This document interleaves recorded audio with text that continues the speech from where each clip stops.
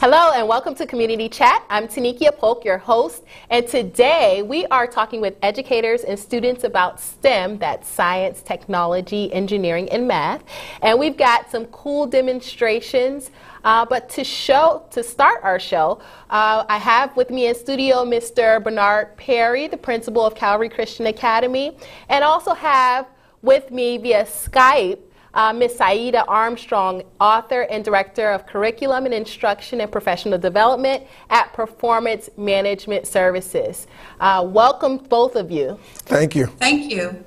All right, so Mr. Perry, this is CCA's first year of being a STEM-focused school. How do you think it's going so far?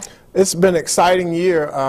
In the beginning of the year, we had our training with Ms. Armstrong, so we have been kicking it off since. The kids are excited.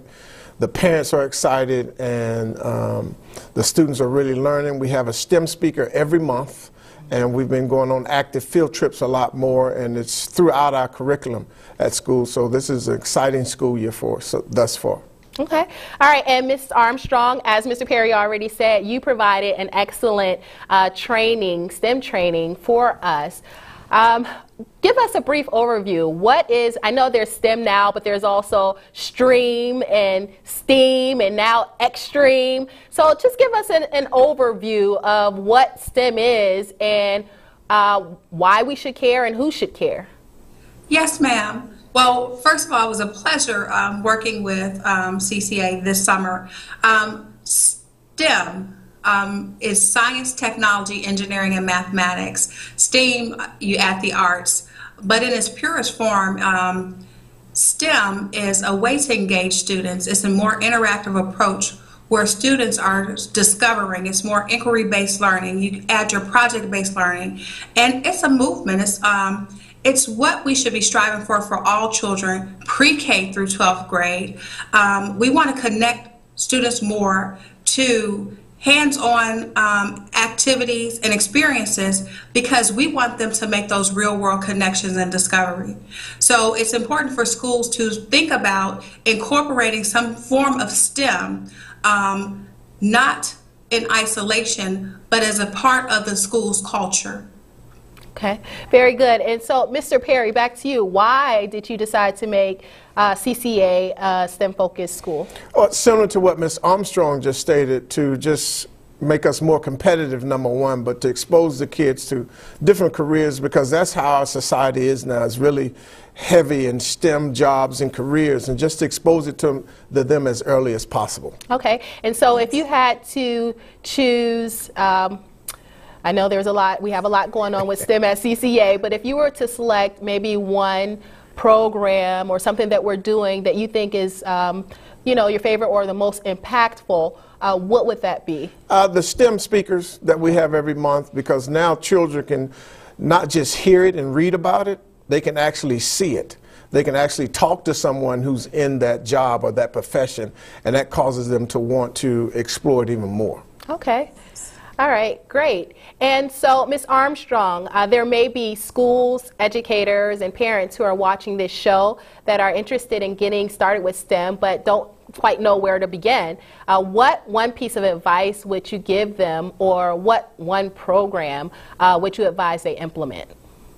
Well, so STEM is not just one program. I would say they should do, as an administrator, I would say, look at the needs of your students in the community, because it's a global initiative. You know, what country does not want the next innovator, the next invention? And we have the geniuses right in our classroom. Just think about America's rich history. So I would say, how can you look at STEM at a transdisciplinary, from the transdisciplinary aspect, which means what does STEM look like in science, in English, in social studies, and make those connections and make sure that teachers have planning time so they can collaborate and work on different STEM activities and projects together.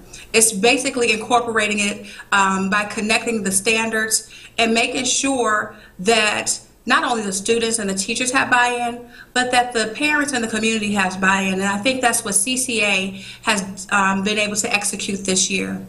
Okay, great. And so I have a question for both of you. I guess Mrs. Armstrong, you can go first.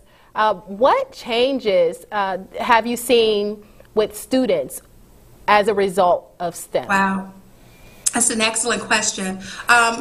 Students are not only more engaged, but they are responsible for their own learning. They're seeking knowledge. They're coming back with information. So if they're doing, let's say, a STEM activity where they're building, they're coming in and saying, hey, did you know so-and-so was an architectural engineer? Or, hey, I found this online and I thought we could share this with the class today. So students are definitely vested in their own learning.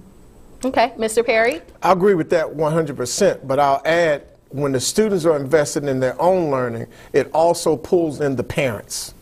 I would say that since we started the STEM and the kids are a lot more lively about, concerned about their learning, parents now have become a lot more involved because the kids are now going home talking a lot more about what they've been learning during the course of the day. Okay, so another question, and either one of you feel free to answer. Science, technology, engineering, and math has been around since forever. Why the sudden push for STEM everywhere? Ms. Armstrong? Well, go ahead, sir. Go ahead.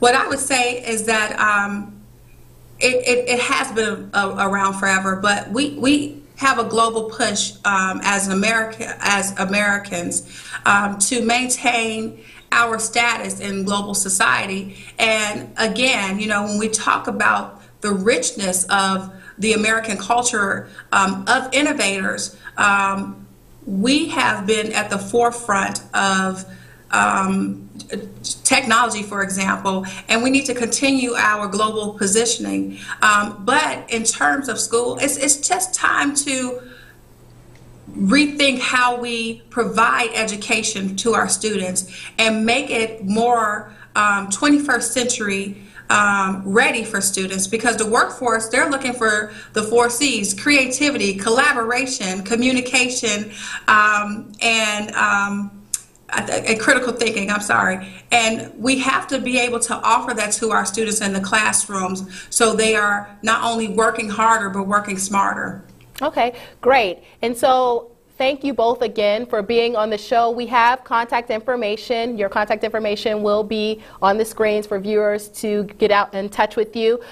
Ms. Armstrong has a book called ABC, STEM, and Me. Is that right? Yes, ma'am. ABC, STEM, and Me, an alphabet book on STEM careers. Okay. And Mr. Perry, you can reach him at Calvary Christian Academy. And so, viewers, you've got to stay tuned, because coming up, I'm talking with students, and we've got some cool STEM demonstrations. Let's take a look at this video clip of some of the